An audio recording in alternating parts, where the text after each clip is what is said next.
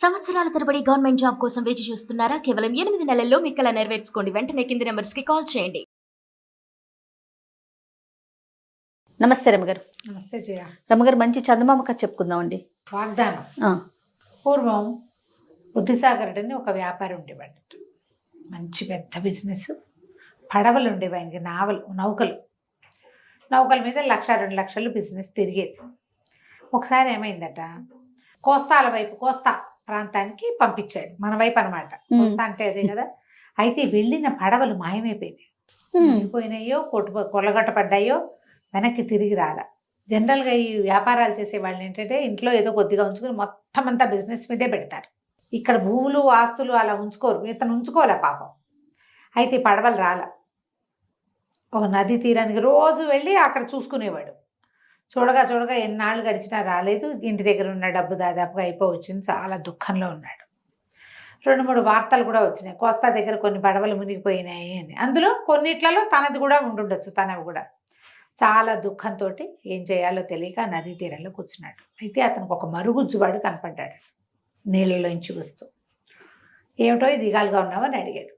ఏం చేయను బాబు, అంతా సంపద కొట్టుకుపోయింది, ఏమీ లేదంటే, సరే ఇతను అన్నాడు, సరే నీ జీవితాన్ని మారుస్తాను నేను, నీకు సంపద దొరికేలా చేస్తా, ఒక్క షరతు మీద అన్నట్ట మరుగుజ్జతను. నేను ఒప్పుకున్నాడు. ఏదో షరతు పెట్టాను. నువ్వు ఇప్పుడు ఇంటికి వెళ్ళంగానే నీకు మొదట ఎవరు ఎదురవుతారో, ఏది ఎదురవుతుందో అది నాకు ఇచ్చేయాలి. ఇప్పుడే అక్కర్లా, 12 ఏళ్ల పాటు నీ దగ్గర ఉంచుకో, 12 సంవత్సరాల తర్వాత అది నాకు ఇవ్వాలి, నేను వచ్చి తీసుకుంటా అంటే సరేనండి. ఈ మరుగుజ్జతను ఈయన కలిసి ఇంటికి వెళ్ళారు. ఇంటికి వెళ్తే ఈయన ఏమంటున్నాడంటే, రోజు ఆయన ఇంటికి వెళ్ళగానే ఇంట్లో నుంచి పెంపుడు కుక్క పరిగెత్తుకుంటూ వస్తుంది. కుక్కని చేస్తే సరిపోతుంది కదా అంతేగా అనుకున్నాడు. కానీ ఏమైంది, ఆ రోజు ఈయనకి రత్నాకరుడు అని 4 ఏళ్ల పిల్లాడు ఉన్నాడు. ముద్దులు మూట కట్టేవాడు. వాడు ఎప్పటి నుంచో వాళ్ళ నాన్న కోసం వెయిట్ చేస్తున్నాడు. ఈయన వెళ్ళంగానే వాడు ఎదురొచ్చాడు. వెళ్ళిపోయాడు. పిల్లాడిని ఇచ్చేయద్దు.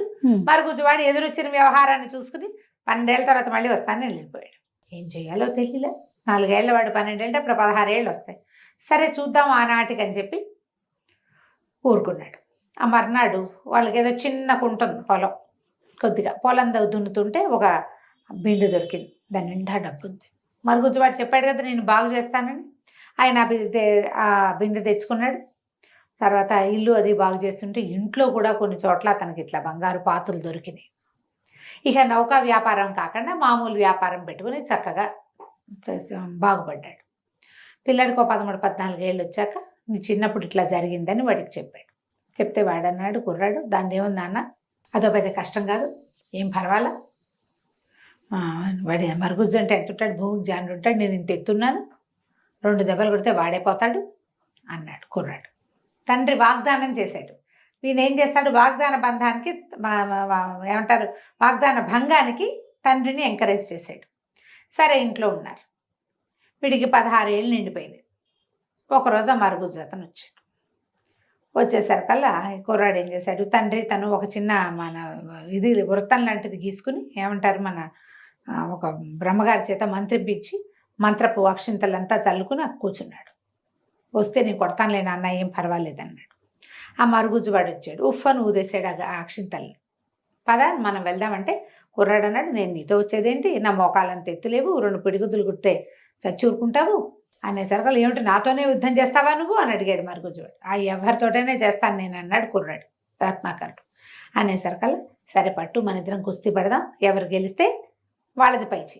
సరే ఇద్దరు పందెం వేసుకున్నారు. మరుగుజ్జువాడు ఇంతే ఉన్నాడు కానీ ఈ రత్నాకరుని ఎత్తి విసిరుకొట్టేశాడు. విసిరుకొట్టి, నువ్వు ఓడిపోయావు, నాకు నీతో పని లేదు, నువ్వు ఓడిపోయావు కదా, ఓడిపోయిన వాడిని విడిగా పెట్టాలి అని చెప్పి ఏం చేశాడు, వీడు నా సొంతం కదా, వాళ్ళ నాన్న అడిగాడు, వీడు నా సొంతం, పైగా ఓడిపోయాడు, మేము ఇద్దరం పందెం వేసుకున్నాం, వీడు ఓడిపోయాడు అని చెప్పి ఓ పడవ ఎక్కించి సముద్రంలో వదిలేశాడు. వదిలేసి ఆ పడవ కొట్టుకుంటూ ఎక్కడికో పోయి చివరికి ఏదో ఒక ద్వీపం దగ్గర చేరితే ఈ కుర్రాడు ఏం చేశాడు, కాస్త ఓపిక తగ్గింది, 4 రోజులు పట్టింది. కానీ 16, 17 ఏళ్ల పిల్లలకి ఏముంది, మళ్ళీ ఏదైనా కొంచెం తిన్నారంటే మళ్ళీ కోలుకుంటారు. వాడు దిగి ఆ దీవంతా పరిశీలించాడు. అక్కడ ఒక పెద్ద మేడ ఉంది, పెద్ద కొండ ఉంది, లోపల ఒక బంగారు కొండ లాంటి కొండ, దాని పైన ఏదో మేడ లాంటిది కనపడుతుంది. వీడు మెల్లిగా అక్కడేవో కాయ కసరు కనపడితే అవి ఇవి కోసుకుని తిని పైకి వెళ్ళాడు. వెళ్తే బయట అంతా ఎంత వెండి బంగారాలు ఉన్నాయో, ఎన్ని రకాలు ఉన్నాయో. అదంతా వెళ్ళి వెళ్ళి వెళ్ళి లోపల చూస్తే ఒక మహాసర్పం ఒకటి, నాగుపాము ఒకటి కనపడింది. అడిలిపోయాడు. ఈ బంగారాలకి వాటికి కాపలాలు ఉంటారని తెలుసుకున్నాడు. చిన్నప్పుడు తెలుసు, కథల్లో వినేవాడు. ఈ పామే కాపలా ఉందనుకుని పరిగెత్తుకుంటూ వచ్చేపోతే ఆ పాము మానవ భాషలో కేకేసింది, వెళ్ళిపోవద్దు వెళ్ళిపోవద్దు, నాకు సహాయం చెయ్యి, నేను ఒక దేవకన్యని, కొంతమంది మరుగుజ్జు రాక్షసులు మా నాన్న వాళ్ళతో యుద్ధం చేసి నన్ను పట్టుకొచ్చేశారు, నాకేదో శాపం కూడా పెట్టారు, నేను వాళ్ళ మాట వినలేదని, అందుకని నేను ఇక్కడ ఇలా ఉండిపోయాను, నువ్వు ఇక్కడే పడుకో, నా కోసం ప్రాణం వదిలిపెడితేనే ఇది నేను నా శాపం పోతుంది. ఎవడైనా నా కోసం ప్రాణం వదలంటే వదులుతారు? ఎవరు వదులుతారు? నీకేం భయం లేదు, నా దగ్గర మంత్రజాలం ఉంది ఇక్కడ. రాత్రికి మరుగుజ్జు రాక్షసులు వస్తారు, ఆ అమ్మాయిని విడిపించు అని, శాపం తీర్చండి అని అడిగితే ప్రాణానికి ప్రాణం అంటారు. నువ్వు ఒప్పుకుంటే నిన్ను చంపేస్తారు. నిన్ను చంపేసిన మరుక్షణం నాకు మామూలు రూపం వచ్చేస్తుంది. వాళ్ళు నిన్ను వదిలిపెట్టి వెళ్ళిపోతారు.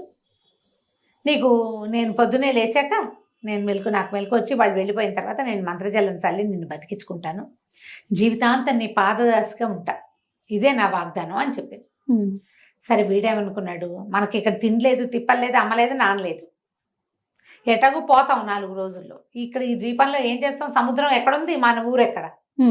పోతే పోతాం, ఒకవేళ బతికేమనుకో ఈ మహాద్భుత సౌందర్య విలాస అవుతుందేమో ఇది రేపొద్దున. ఈ అమ్మాయి ఉంటుంది కదా, ఇక్కడ ఉన్న వెండి బంగారాలన్నీ, ఈ బంగారపు కొండ, ఈ పైన భవనము అన్నీ మనమే అవుతాయిగా అని అనుకుని సరేననుకుని సావిట్లో పడుకున్నాడు. పడుకునేసరికి వాళ్ళు రాత్రి 12 అయ్యేసరికి ఒక 25-30 మంది మరుగుజ్జులు నల్లగా భీకరాకారాలతో ఉన్నవాళ్ళు వచ్చారు రాక్షస మొహాలకి. వస్తే ఎవడరా నువ్వు, దేనికోసం వచ్చావురా అంటే దేవకన్య శాపం విమోచనం కోసం వచ్చాను అంటే వాళ్ళు గట్టిగా అరిచి కేకలు పెట్టారు. దానికోసం చచ్చిపోతావా నువ్వు, అదెవరో కూడా నీకు తెలీదు అంటే అయినా సరే చచ్చిపోతా అన్నాడు. అయితే సరే చచ్చిపో, నువ్వు చస్తేనే మాకు విమోచనం, దానికి విమోచనం అని చెప్పి వాళ్ళు ఏం చేశారు, ఈవిడ మెడకాయ నరికేశాడు. వీళ్ళబడివి మెడ నరికేసి మాయమైపోయారు. ఎప్పుడైతే వీళ్ళు మెడ నరికేశారో ఆ సర్పం కాస్త దేవకన్యగా మారిపోయింది. వీళ్ళంతా వెళ్ళిపోగానే పరుగున వచ్చి మంత్రజలం తీసుకొచ్చి వీడి మీద చల్లింది, వీడిని బతికించి చూసుకున్నారు. మొత్తం రాక్షసులు అక్కడి నుంచి బయటికి వెళ్ళిపోయారు. వాళ్ళ శాపం ఏమిటి, ఈ అమ్మాయి కోసం ఎవరైనా ఒక మానవుడి రక్తం ఇక్కడ పడితేనే వాళ్ళకి ఆ మరుగుజ్జు రూపాలు పోతాయి ఆ రాక్షసులకి. ఈ అమ్మాయికేమో ఒరిజినల్ రూపం వస్తుంది. వాళ్ళు వెళ్ళిపోగానే ఈ అమ్మాయి ఏం చేసింది, చక్కగా వీడిని బతికించుకుని తర్వాత ఇక్కడే ఉండు, మనిద్దరం పెళ్లి చేసుకుందాం, నాతో పాటే ఉండమని కుర్రాన్ని తనతో పాటే ఉంచుకుంది. వాళ్ళు ఎన్నాళ్ళు కలిసి హాయిగా ఉన్నారు. ఆ భవనం నిండా వెండి బంగారాలు ఉన్నాయి. ఎప్పుడైతే ఈ రాక్షస మాయలు అవి తొలగిపోయినాయో చుట్టుపక్కల ప్రాంతాల నుంచి చక్కగా పని వాళ్ళు వచ్చారు, తోటలు దొడ్లు అన్నీ చక్కగా ఉన్నాయి. కొన్నాళ్ల పాటు హాయిగా ఉన్నారు. ఓ పిల్లాడు కూడా పుట్టాడు. పిల్లవాడు పుట్టిన తర్వాత వీడికి ఎంతసేపు నాన్నని చూద్దామని అనిపించేది. మా అమ్మ నాన్నని చూడాలి అంటూ ఉంటే సరే అమ్మాయి అంది, సరే నువ్వు అంత బాధపడుతున్నావు కదా, వెళ్ళిపో, మళ్ళీ వద్దు కానీ అని చెప్పి ఒక ఉంగరం ఇచ్చింది.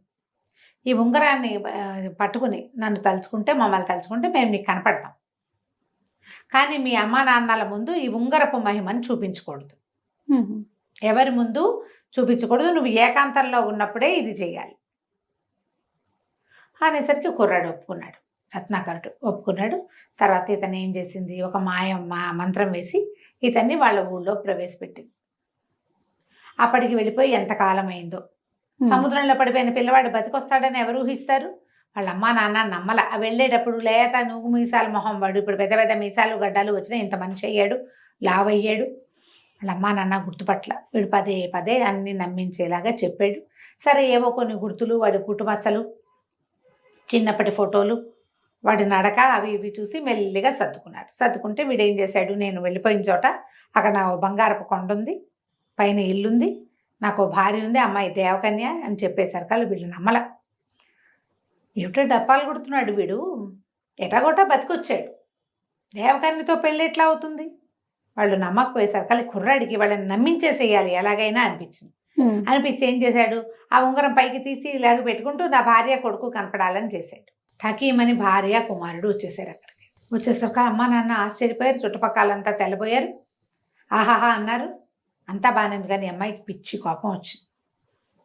నీకు ఒక ఆజ్ఞ ఉంది కదా, ఎవరి ముందు నన్ను తలవకూడదు, నువ్వు వీళ్ళందరి ముందు నేను ఆ ఉంగరం పట్టుకుంటే వస్తానని చూపించేశావు అని మహాకోపం వచ్చేసింది. వాగ్దాన భంగం చేసావు నువ్వు అని మంటగా ఉంది. కానీ కొద్ది రోజులు వీళ్ళతో పాటే ఉంది. ముందుగానే ఆ అమ్మాయికి మంటగా ఉండేది, నా మాట కాదన్నాడు వీడు అని. అయితే ఒకనాటి సాయంకాలము షికారుకి వెళ్ళారు. షికారుకి వెళ్తే ఒక నది ఒడ్డున బోళ్ళంత చిన్న తోట, తర్వాత బోళ్ళని పువ్వుల చెట్లు అవి ఇవి ఉంటే ఒక చిన్న పొదరింట్లో కాసేపు విశ్రమిస్తే అబ్బాయి ఏం చేశాడు, ఇతను చెయ్యి మామూలుగా ఏ చేతికి ఉంగరం పెట్టుకుంటాడో ఆ చెయ్యి తల కింద పెట్టుకుని పడుకునే అలవాటు అతనికి. దిండు గిండు ఏం లేదు కదా, ఇలా పొదరింట్లో పడుకున్నప్పుడు రెండో పక్కకి ఒత్తిగిలి పడుకుని ఈ చెయ్యి వదిలేశాడు. ఈ అమ్మాయి ఏం చేసింది, వాడు నిద్రపోవటం చూసి ఉంగరం తీసేసి కొడుకుతో సహా మాయమైపోయింది. అంటే ఈసారి అతనికి ఉంగరం లేదు కాబట్టి తన్ని తెప్పించలేదు. ఇప్పుడు భర్తను పోగొట్టుకోవడానికి కూడా రెడీ అవుతారు ఆడవాళ్ళు. ఇట్లా మాయమైపోయింది. లేదు చూసుకుంటే ఇంకేముంది, ఉంగరం, భార్య లేదు, కొడుకు లేడు, ఉంగరము లేదు. దాంతో ఇతను చాలా బాధపడ్డాడు. ఏం చేయాలో తెలియలేదు. అక్కడక్కడక్కడే తిరుగుతూ ఉండేవాడు. వాళ్ళ నాన్నకు చెప్పాడు, నేను వెళ్ళి నా భార్యని కొడుకుని తెచ్చుకుంటా. అయితే ఈ బంగారు కొండ ఎక్కడుంది అది కొంచెం డౌట్ కదా. అక్కడి నుంచి ఒక సముద్రంలో ఒక పడ వేసుకుని బయలుదేరి ఇతను రకరకాల ద్వీపాలు ప్రయత్నం చేసి చివరికి ఏదో ఒక ద్వీపాన్ని చేరితే ఆ ద్వీపంలో కూడా ఒక కొండ ఉంది. ఈ కొండ నుంచి ఆ కొండకి వెళ్ళేందుకు మార్గం ఏదైనా ఉంటుందేమోనని ఆ ద్వీపంలో దిగాడు. అయితే అక్కడ ఉన్న కొండ మొదట్లో ఓ ముగ్గురు భూతాలు లాంటి వాళ్ళు వాదించుకుంటున్నారు. ఇతను అక్కడికి వెళ్ళి చూసుకున్నాడు. ఏం చేస్తున్నారంటే వాళ్ళ దగ్గర ఒక 3 వస్తువులు ఉన్నాయి. వాళ్ళేమో 2 ఉన్నారు. ఒకటి మెళ్ళో వేసుకునే దండ, ఒక ముత్యాల దండ లాంటిది. ఆ దండ ఉంటే ఎవరికి కనపడరు. అక్కడి నుంచి ఒక జత పావు కోళ్ళు, అవి వేసుకుంటే ఎక్కడికి కావాలంటే అక్కడికి వెళ్ళిపోతారు. అక్కడి నుంచి ఒక కత్తి, ఎవరినైనా చంపేయగలరు దాంతో, ఎలాంటి వాడితోటైనా యుద్ధం చేయగలరు. సరే ఇతను అన్నాడు, నువ్వు మనిషివి కదా, వాళ్ళే అడిగారు, నువ్వు మనిషివి, నీకు బోళ్ళని తెలివితేటలుంటే ఇవి మాకు పంచిపెట్టాను. ఎన్ని సినిమాల్లో వాడారో దీన్ని పంచిపెట్టమంటే వీళ్ళే. ఇతను అన్నాడు, అసలు వీటికి మీరేదో పవర్స్ ఉన్నాయని చెప్తున్నారు, ఆ శక్తులు ఉన్నాయి లేదో నన్ను చూడనివ్వండి, ఏదో ఆ కత్తి నా చేతికి ఇవ్వండి. కత్తి గాల్లో ఇట్లా అన్నాడు. మెరుపులు వస్తున్నాయి దాంట్లో నుంచి. ఈ పావు కోళ్ళు వేసుకో, అక్కడ కావాలంటే అక్కడికి వెళ్తావు, ఇక్కడ కావాలంటే ఇక్కడికి వెళ్తావు అని పావు కోళ్ళు ఇచ్చారు. కాళ్ళకి తగిలించుకున్నాడు. అక్కడి నుంచి ముత్యాల దండ మెడలో వేశారు. నువ్వు ఇప్పుడు మాకు కనిపించట్లేదు, నువ్వు ఎక్కడున్నావు, ఎక్కడికో చోటకి వెళ్ళు, మేము పట్టుకోగలమో లేదో చూస్తామంటే ఇతను ఏం చేశాడు, ముందు కాసేపు ఆ చెట్టు కింద ఈ చెట్టు కింద ఉండి తర్వాత తట్టింది తన భార్య దగ్గరికి వెళ్ళడానికి ఇది పనికొస్తుంది అని వాళ్ళని అక్కడే వదిలిపెట్టేసి ఆ ముత్యాల దండ మెడలో వేసుకుని ఆ కత్తి చేత్తో పుచ్చుకుని ఆ పావు కోళ్ళు వేసుకుని ఇతను బంగారపు కొండకు వెళ్ళాలని మొదలు పెట్టుకున్నాడు. ఇక అక్కడి నుంచి చాలా సులువుగా వెళ్ళిపోయాడు. అది ఎక్కడికి కావాలంటే అక్కడికి తీసుకెళ్ళిపోతాయి. ఆ బంగారపు కొండకి చేరితే ఆ పెద్ద భవనం కదా వాళ్ళది, కొండ భవనము. ఆ కోట బయట బోళ్ళంత మంది వాద్యగాళ్ళు వాళ్ళు ఉన్నారు. ఏదో పెళ్లి హడావిడిలాగా ఉంది. ఏం జరుగుతుందంటే, ఇగో దేవకన్య ఉంది కదా, ఆవిడ స్వయంవరం చేసుకుంటుందని చెప్పారు.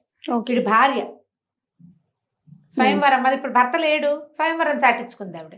బోళ్ళంతమంది దేవతాగణం వాళ్ళు వీళ్ళు వచ్చున్నారు. ఇతను ఏం చేశాడు, మెళ్ళో ఆ ముత్యాల దండంలో తోటి ఉన్నాడు కదా, లోపలికి వెళ్ళిపోయాడు. వెళ్ళి చూస్తే బోళ్ళంతమంది దేవగణం వచ్చి ఉన్నారు అక్కడ, దేవతలు ఈ అమ్మాయిని పెళ్లి చేసుకోవడం కోసం. తనకి ఏం చేయాలో తెలియలేదు. సరే ఒక ఆలోచన చేసి ఆ అమ్మాయి ఏవో రకరకాల విందులు అవి చేస్తున్నారు. ఈ రాజకుమారి దేవకన్య కూడా ఒక కుర్చీ వేసుకుని అప్పుడు కూర్చుంది భోజనానికి. ఈ అమ్మాయి ఒక ముద్ద తీసుకోబోతుంటే కింద పళ్ళెం లాగేస్తున్నాడు అతను. ఒక ముద్ద తీసుకుని పైకి, పళ్ళెం దూరంగా వెళ్ళిపోయింది. చూసుకుంది, ఇదేమిటి నేను ఇక్కడే తింటాను, పళ్ళెం అక్కడ ఎందుకు ఉందని పళ్ళెం దగ్గరికి లాక్కుంది. మళ్ళీ ఈ అమ్మాయి ముద్ద పైకి దిగానే పళ్ళెం లాగేశాడు. అతను ముత్యాల దండ ఉంది కదా, అతను కనిపించడు. అమ్మాయికి అర్థం కాలేదు, నాకే చాలా మాయలు వచ్చు, నన్ను మించిన మాయ ఏదో ఇక్కడ నడుస్తోంది. ఆ ముత్యాల దండ ఇంకా పెద్ద పెద్ద బలమైనది అనమాట, వీళ్ళ మాయల కంటే ఎక్కువ బలమైనది. ఇదేమిటి ఇట్లా అయింది, ఎందుకు ఇలా అవుతుంది అని ఆశ్చర్యపోదు. లేచి నిలబడగానే అమ్మాయి కూర్చొని కుర్చీ కూడా జరిపేస్తాడు. రకరకాల మాయలు నడుస్తుండేసరికల్లా అమ్మాయి చాలా ఖిన్నవదనంతో అయిపోతుంది, ఏదో జరుగుతోంది అని. అప్పుడు ఇతను ఏం చేశాడంటే తన మెడలో ఉన్న దండ తీసి కనపడ్డాడు. మా నాన్న నా చిన్నప్పుడు నన్ను మరుగుజ్జువాడికి ఇస్తానని వాగ్దానం చేశాడు. వాగ్దాన భంగం చేసి నన్ను పోగొట్టుకున్నాడు. ఓకే, నేను ఆ ఉంగరం పెట్టుకుని ఎవరి ముందు నేను తలవను అని నీకు వాగ్దానం చేసి పొరపాటున ఆ వాగ్దాన భంగం చేసి నిన్ను పోగొట్టుకున్నా. నువ్వు నీ రూపాన్ని మారిస్తే, రూపం మార్చుకునేందుకు నీకు అవకాశం ఇచ్చి ప్రాణత్యాగం చేస్తే నాకు పాదదాసిగా ఉంటానని చెప్పావు. నువ్వేం పోగొట్టుకుంటావో ఈ వాగ్దాన భంగం చేసి. మేమిద్దరం వాగ్దాన భంగం చేసి ఈ పరిస్థితి వచ్చింది మాకు. మరి నువ్వేం పోగొట్టుకోవడానికి సిద్ధంగా ఉన్నావు అంటే అమ్మాయి చాలా కష్టం వచ్చింది. నిజమే, నేను కూడా అదే చేస్తున్నాక. మనుషులు వాగ్దానాలు నిలబెట్టుకోలేరని నేను అతన్ని తిట్టాను. నేను చేసేది కూడా అదేగా. ఏం చెప్పింది అమ్మాయి? నన్ను రక్షించు, నా కోసం నీ ప్రాణం ఇవ్వు, నీకు పాదదాసిగా ఉంటా, నువ్వు బతికున్నంత కాలం అని చెప్పింది. వీడు బతికే ఉండగా నేను ఇంకోటి పెళ్లి చేసుకుంటే వీడికి పాదదాసిగా నేను ఎట్లా ఉంటాను? ఆ అమ్మాయి నిశ్శబ్దంగా ఈ పెళ్లి క్యాన్సిల్ చేసుకుంది. నాది పొరపాటు, కోపంతో నేను ఈ పని చేయబోయాను. మీ నాన్న లోభంతో వాగ్దాన భంగం చేశాడు, కుమారుడు పిచ్చితోటి. నువ్వేమో నిన్ను నమ్మించాలన్న పిచ్చితోటి చేసావు, నేనేమో నా మాట వినలేదన్న పిచ్చితోటి వాగ్దాన భంగం చేస్తున్నాను. కాబట్టి నేను వాగ్దాన భంగం చేయను, నీ పాదదాసిగానే ఉంటా. నువ్వు మనిషిగా ఎంతకాలం జీవించి ఉంటే అంతకాలము నీతో ఉంటా. ఎందుకంటే అమ్మాయి అలాగే యంగ్గా ఉంటుంది, నేను ముసలాడైపోతాడు క్రమంగా. పెళ్లి క్యాన్సిల్ చేసుకుంది. మళ్ళీ భర్తతో పిల్లవాడితోటి ఉండటం మొదలుపెట్టింది. అప్పుడప్పుడు పెళ్లి కింద భూలోకంలో కూడా వెళ్ళి, అదే ఆ సముద్రాల అవతల ఉన్న వాళ్ళ ఊరికి కూడా వెళ్ళి వాళ్ళ అమ్మ నాన్నను కూడా చూసి వచ్చేవాళ్ళు. కథ కంచికి మనం ఇంటికి. నమస్తే అండి. నమస్తే.